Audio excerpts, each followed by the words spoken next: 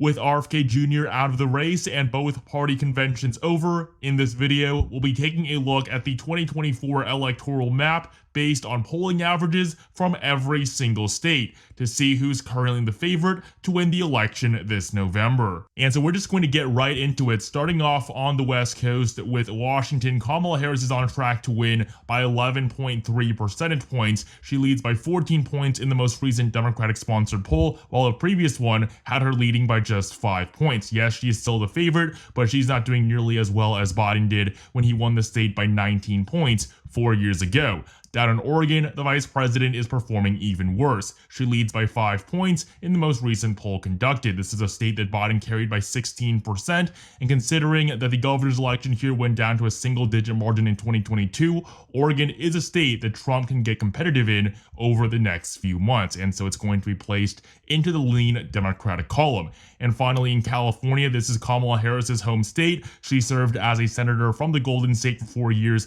before becoming vice president, and today Harris leads by 25%, according to the only poll we have from California. So Donald Trump is on track to losing California for a third time in a row, and it will be solid blue for the vice president. In neighboring Nevada, the state is expected to be one of the most contentious this November. Nevada went to Democrats in every single election since 2008. The last time a Republican won the silver state was 2004, but Trump has a real chance at flipping Nevada back. Just look at 2016 and 2020 when both Clinton and Biden won by the exact same 2.4% margin, despite the entire rest of the country shifting to the left 4 years ago. In 2022, we saw a Republican win the governorship in Nevada. It is a state that is moving to the right after a decade of Democratic control. And looking at polling today, Donald Trump is on track to flipping the state and win it by 1.4%. He leads in all 4 of the most recent polls conducted here. One of them was even done by the New York Times and Siena College, which is a left-leaning pollster. And so the state of Nevada is going to fall into the tilt Republican column. It is obviously going to be close, but Trump is on track to winning a state he has never won before. Down in Arizona, this is a state that Biden carried in 2020, but Trump won in 2016. Looking at the polling from here today, Trump is on track to win by 0.2%. Harris is basically being held up by this one New York Times poll, showing her up by 5 points. That was never going to happen. Joe Biden only won Arizona by 0.3%. It'll be very difficult for Harris to outperform her predecessor, and on top of that, considering just how narrow of a margin Trump lost by, he really doesn't need to do that much to take the state back.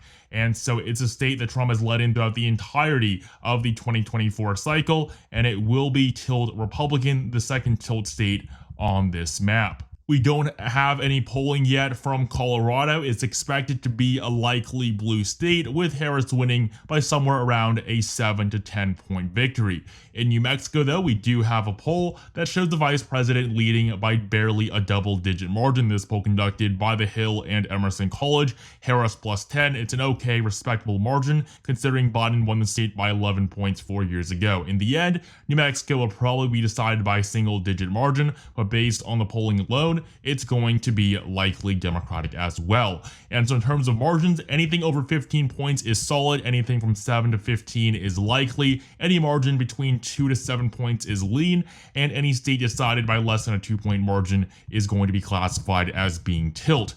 Moving down to Texas, its 40 electoral votes are going to be a huge prize for the former president. Republicans have won Texas in every single election since 1980. The last Democrat to carry the Lone Star State was Jimmy Carter almost 50 years ago.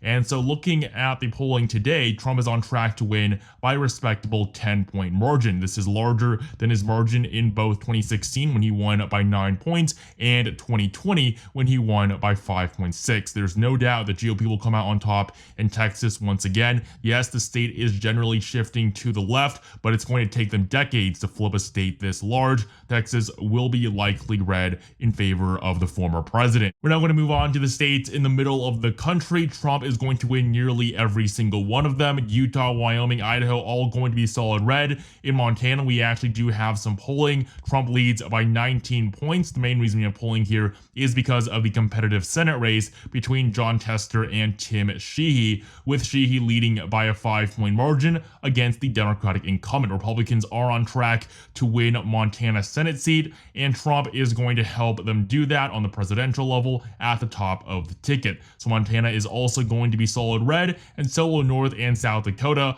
all of Nebraska except the 2nd District. We actually have some polling from the 2nd District. Harris leads by 6.5 percentage points. I would take this poll with a huge grain of salt. One of them is Democratic sponsored. The other one has a pretty small sample size. And honestly, considering how volatile this district has been in the last few years, we honestly will not know too much what to expect until the very end. But currently, according to the polls alone, it's going to be lean blue, while Kansas, Oklahoma, and Alaska will all be solid red, and Hawaii will easily go in favor of Kamala Harris. Moving up to the Midwest now, this is where the election will be won or lost. Minnesota, Wisconsin, Michigan, and Pennsylvania. Kamala Harris must win all 4 of these states if she wants to have any realistic path at getting to 270 electoral votes. The good news for her is that Joe Biden was able to win all 4 of these states 4 years ago. But the bad news is that Wisconsin was decided by 0.6 of a percentage point,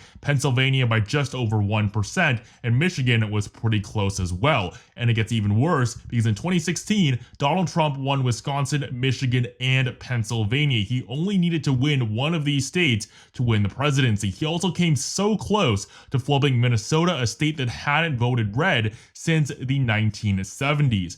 And so looking at polling from this region today, it is among the most competitive in the country. However, Harris's choice of Governor Tim Walz of Minnesota to be her running mate has given her a boost in the state, and she is on track to winning Minnesota by 8 points, mainly as a result of her vice presidential pick. An 8-point margin will fall into the likely range just barely. Harris is no doubt the favorite in a state where her vice president is the current governor.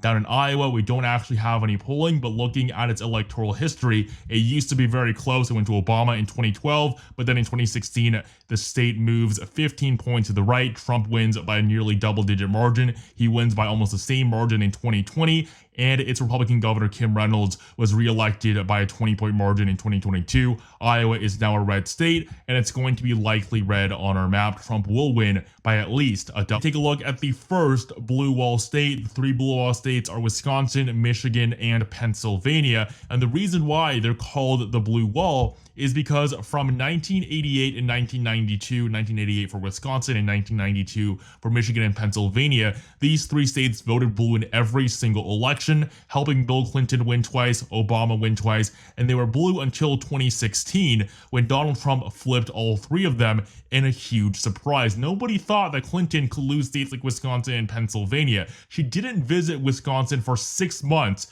before the election. Instead, she spent all of her time in states like North Carolina, Florida, and Texas, states she really wasn't ever going to win. And that was one of the big mistakes for Hillary Clinton 8 years ago. And Donald Trump really showed in both 2016 and even 2020, when the election was very close here, that he is a force to be reckoned with in the Midwest. And fortunately for him, the Midwest is the most important region on this map. Looking at the polling in Wisconsin, Harris leads by a 1-point margin. It's going to be very, very close. She recently took the lead, but looking at the polling, we are seeing a very convoluted race. It really could go both ways, and considering the fact that polling almost always overestimates Democrats, Harris isn't in as good of a position as these numbers might suggest. In 2020, Joe Biden was supposed to win Wisconsin by 6.7 percentage points. In the end, he won by 0.7. That is just how far off the polls were. And so right now, Wisconsin will be tilt blue based on the polling alone, but considering what's happened in both 2016 and 2020 when Trump massively outperforms expectations, a 1-point lead is not good enough. We're seeing similar numbers in Michigan, where Trump is behind by 2%. Harris is doing relatively well, although a big reason for her lead is this one outlier poll from Bloomberg that had the vice president up by 11 points. And again, this is another state that polls massively overestimated Democrats. Biden was supposed to win the Wolverine state by 4 points. He eventually won it by 2.8, and that was mainly a result of Trump shooting up in the polls at the very end. Until just a week before the election, Biden was still leading by nearly a double-digit margin. polls in the Midwest, in Wisconsin and Michigan, and even Pennsylvania, they have been known to always overestimate support for Democrats. And so Michigan will also be tilt blue, but again, it really is not good enough yet. Illinois, though, is going to be likely blue, with Kamala Harris expected to hold on to a state that Obama, Clinton, and Biden won by 17 points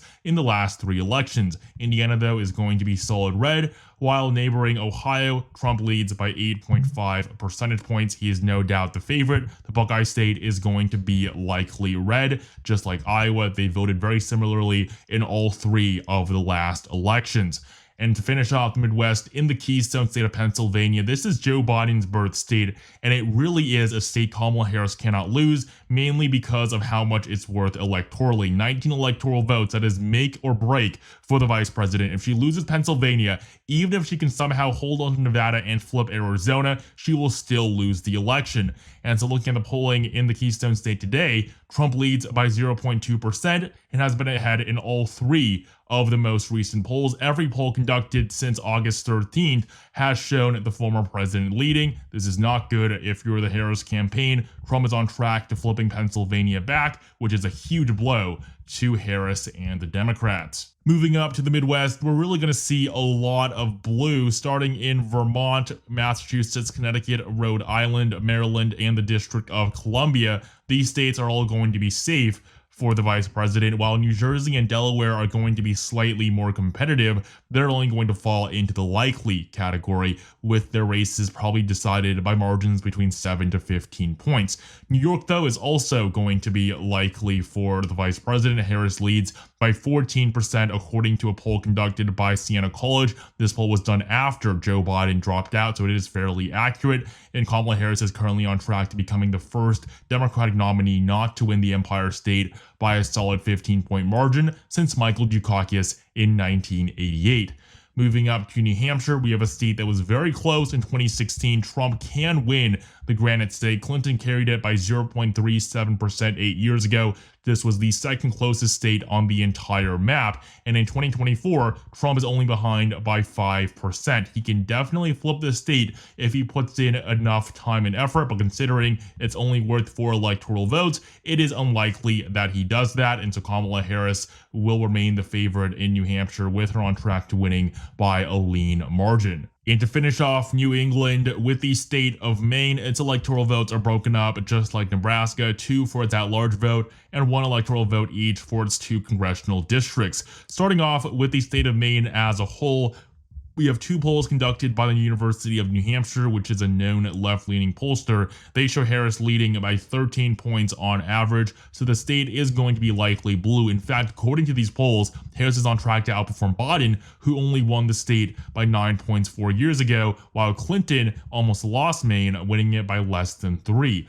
In the end, though, Harris is unlikely to do better than Biden, and these polls are probably going to be proven wrong, especially this recent one has Harris up by 17%. That simply isn't going to happen. And so these polls have also screwed with the average in the 1st and 2nd district. In the 1st district, Harris leads by nearly 25 points on average. That's probably not going to happen. It's going to be a 20-point margin at most, if she can even get there. While in the 2nd district, currently, Harris is on track to winning by 1.5%, but again, that's because of this most recent poll that really overestimated Democrats by quite a bit. Harris plus 17, that is absolutely impossible in the state as a whole, and in the 2nd district, they got their sample wrong as well. But just going off of the polling for this map, we are going to place the 2nd district of Maine into the tilt blue category. We're left now with just the southeastern quadrant. Trump might be behind on the electoral tally right now, but he's going to win nearly every single remaining state. We're going to start off with the safe states in the southeast, beginning with Missouri,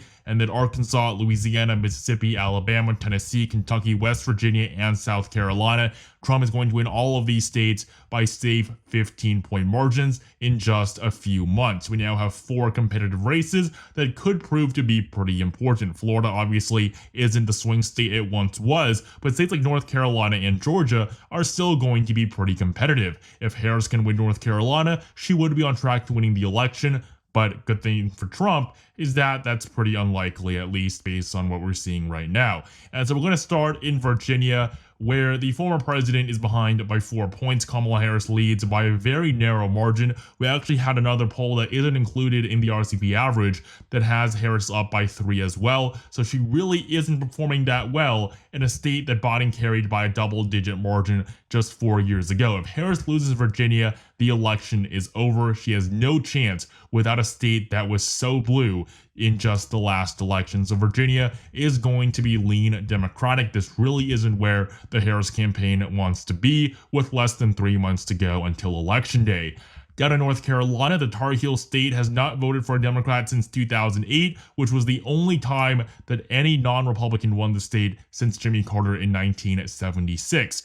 And so today, Donald Trump is on track to winning North Carolina for a 3rd time in a row. He leads by 0.9% in the polling average. And in 2020, Biden was supposed to win North Carolina every single poll, and basically throughout the entirety of the election cycle, Biden led in the polling average in North Carolina, but in the end, he lost by 1.3%, just like Clinton lost by a slightly larger margin in 2016. It is extremely unlikely that Harris will flip North Carolina when her 2 predecessors couldn't, and so that's why it is going to be tilt Republican, the 4th tilt red state on this map. In neighboring Georgia, we have another very competitive state, one that Biden actually won in the last election by 0.24%. It was the most competitive state in the entire country. And just like Arizona, Biden's margin was just so small that it won't take too much for Trump to be able to win the state back when he is much more popular now than he was 4 years ago. Looking at the polling for the Peach State, Trump leads by 1% on average. In fact, out of all 8 of the most recent polls conducted here, Harris leads in just 1 of them, and it was a Democratic-sponsored poll. And so in general, Georgia is still a red state. On the fundamental level, it is still more conservative, with Republican Governor Brian Kemp winning his re-election by a likely margin in 2022. And so Georgia will also fall into the tilt Republican category, but there's no doubt the former president is the favorite. And the final state on the map, we have Florida. This used to be a toss-up. It used to be in the very middle, and its 30 electoral votes made it very valuable, and it was almost always one of the most polled states. But today, it's clear, just based on the amount of polling we have, Florida is no longer that close. It's a Republican state now. Trump won it in 2016 by a narrow 1-point margin. He then won it by a lean margin in 2020 when nobody thought he was going to hold on to Florida. It was expected to vote in favor of Joe Biden. And then just 2 years after Trump wins the Sunshine State for a 2nd time in a row, Republican Governor Ron DeSantis is reelected by a whopping 20-point margin in a state that was supposed to be in the very middle. And so today, Florida is a lean Republican state. Trump leads by 6.3%, but honestly, he could probably win by a likely 7 to 10 point margin in just 2 months. And so Florida, the final state on the map, is going to go in favor of Donald Trump, and this will put him over 270 electoral votes. He's at 286 to Kamala Harris's 252, according to current polling averages from every single race. Yes, we have many tilt red states, but Trump could honestly lose quite a few of these and still end up on top. Thank you guys so much for watching. Make sure you like, comment, and subscribe right now for more content.